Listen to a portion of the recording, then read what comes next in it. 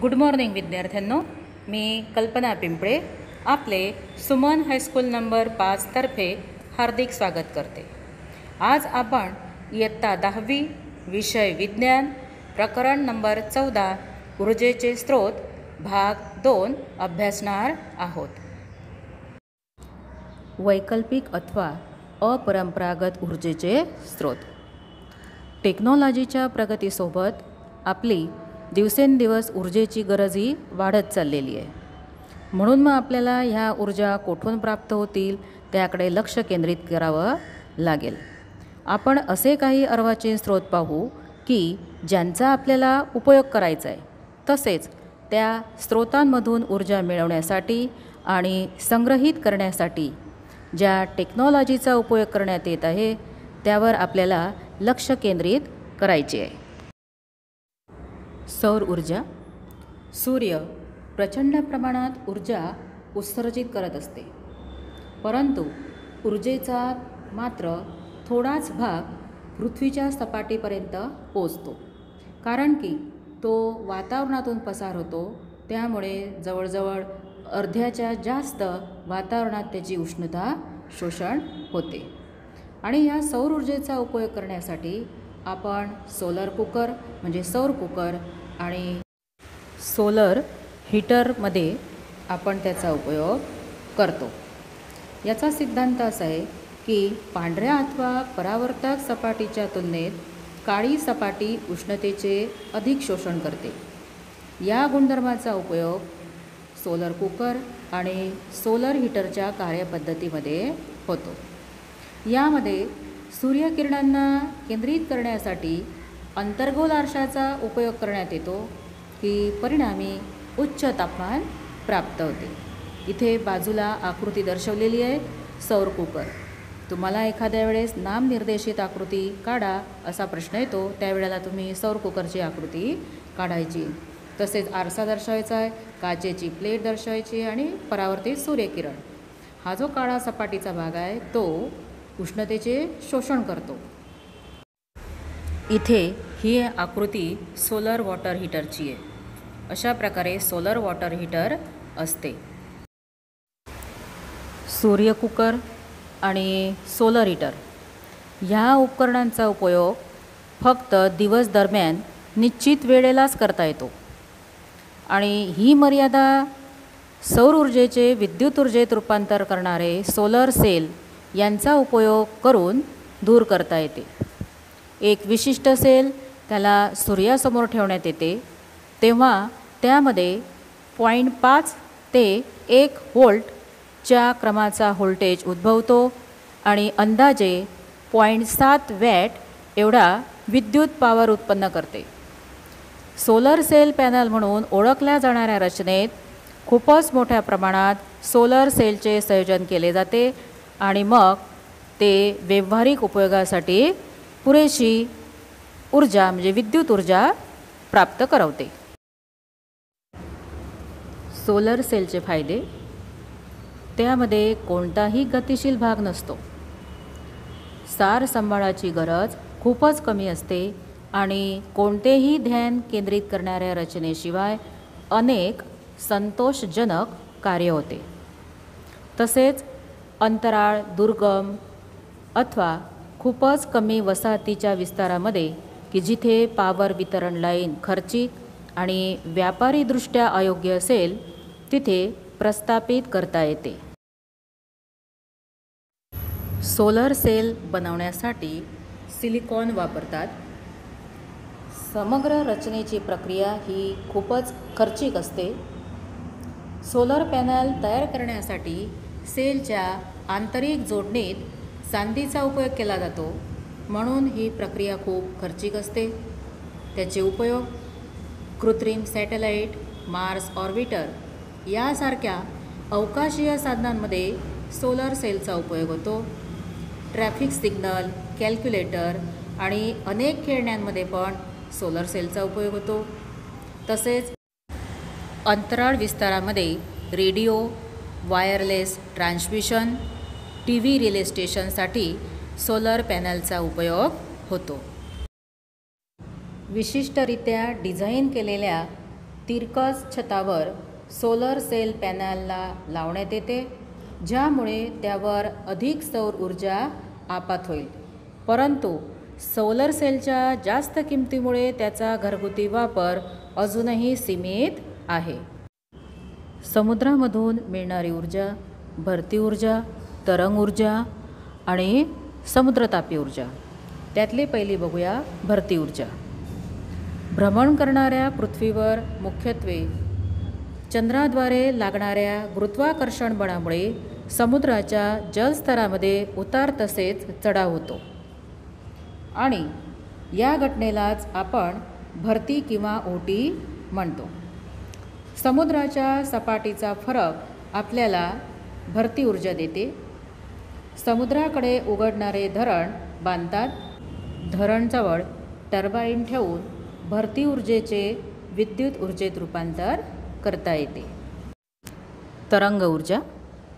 समुद्र किनाऱ्याजवळ मोठ्या तरंगांसोबत जोडलेल्या गती ऊर्जेचे उपयोग करून त्याचप्रमाणे विद्युतचे उत्पादन करता येऊ शकते.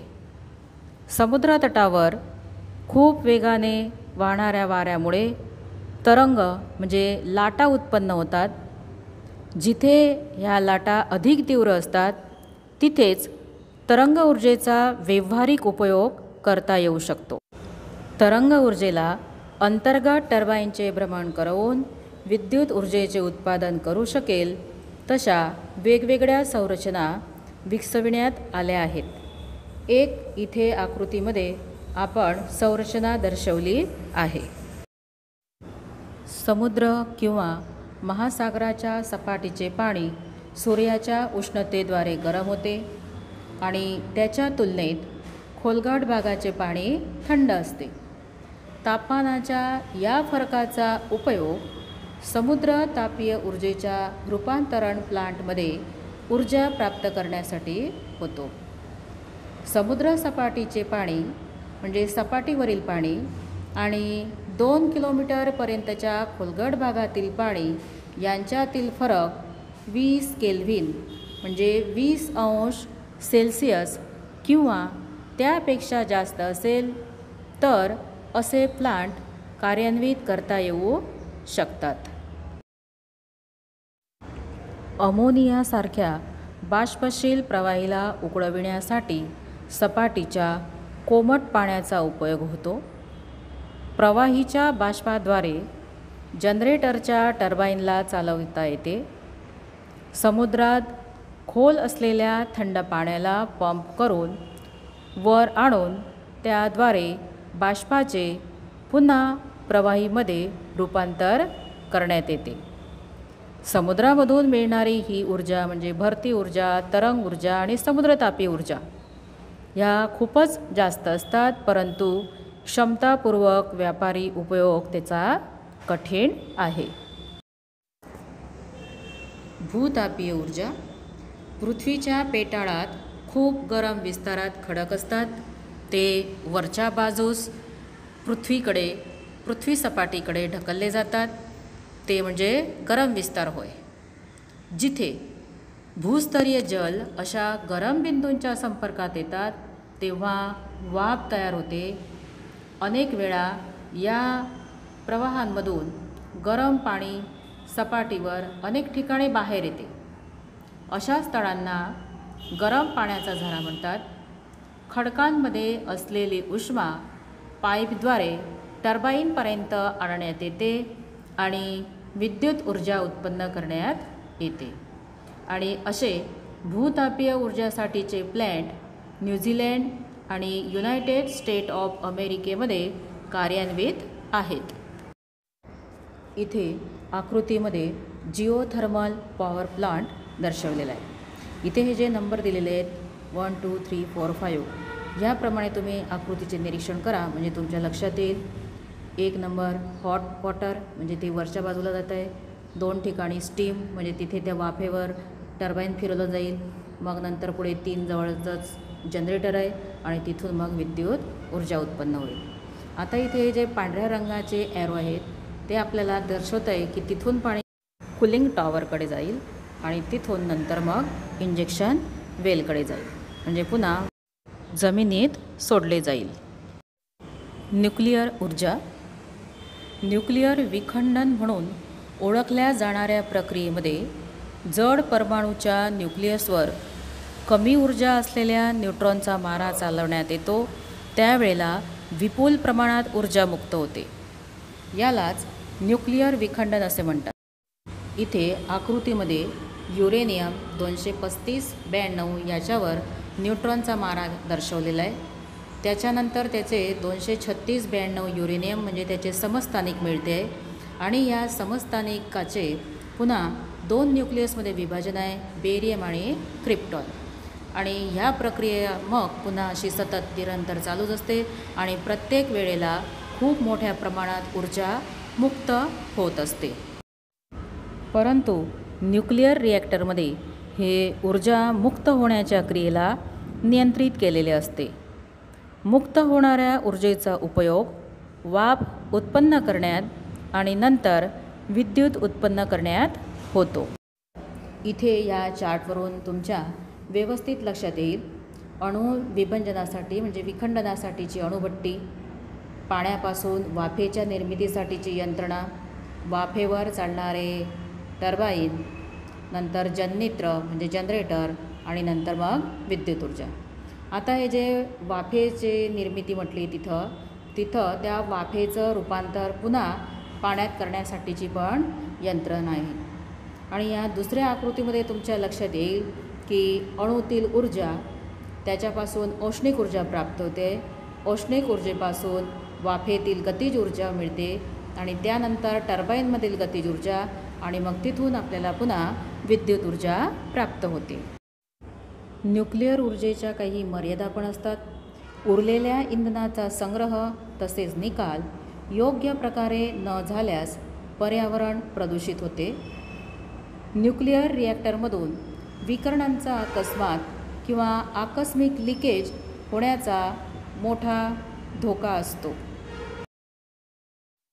न्यूक्लिअर पॉवर प्लांट स्थापन करण्याचा मोठा खर्च, वातावरण प्रदूषित होण्याचा मोठा धोका तसेच युरेनियमची मर्यादित उपलब्धता यामुळे न्यूक्लिअर ऊर्जेचा मोठ्या प्रमाणावर उपयोग शक्य होत नाही.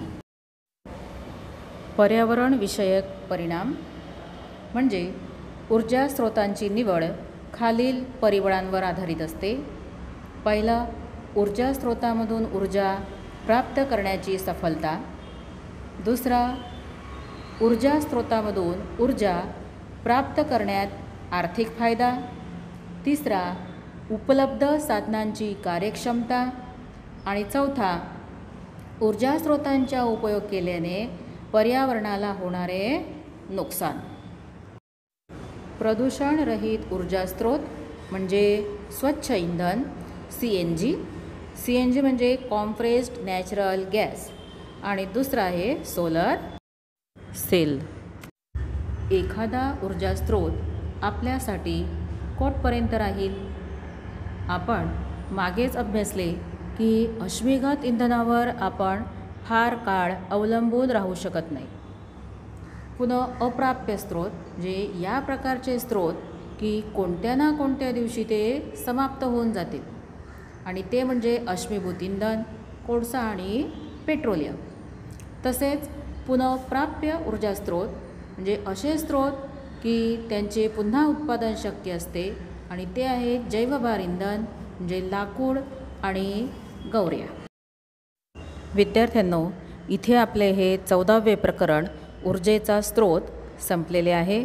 मी तुम्हाला इथे गृहकार्य देत आहे, तो आपण आपल्या नोटबुकमध्ये लिहून ठेवायचा आहे.